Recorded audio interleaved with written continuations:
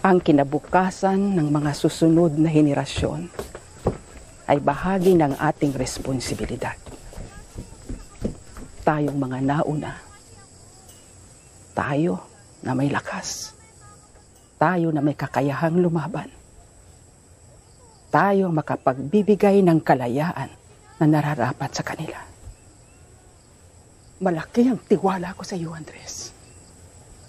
Bilang ina ng katipunan, pinauubaya ko sa iyo ang desisyon na gawin kung ano ang sa tingin mo ang nararapat.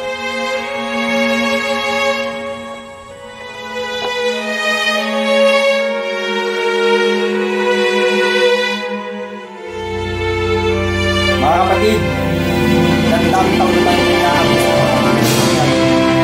Tayo ay nagpapatuloy lang, pero sila taong nakikinabang at hindi tayo.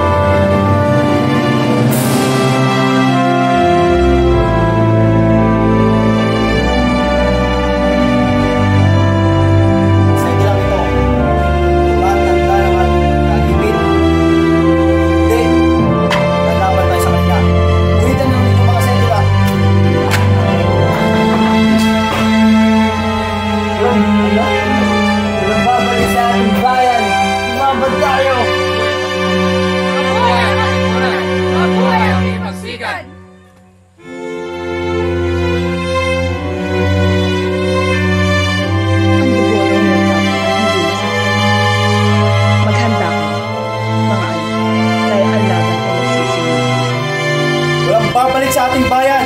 Lumaban tayo!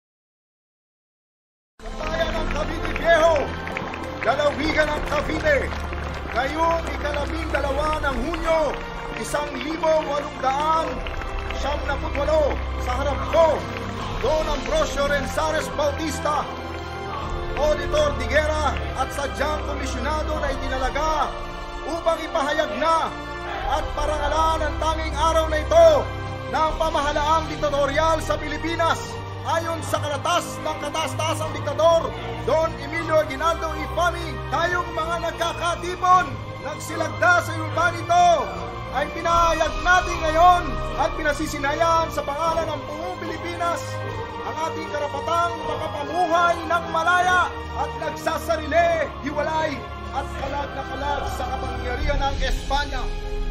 At ngayon, hawak ko na ang watawat na aking winabagayway sa harap nitong kapulungan at nanunumpa naman tayong lahat ng buong taimtim na ito'y mamahalin at ipagtatanggol hanggang sa kauli-uli ang patak ng ating dugo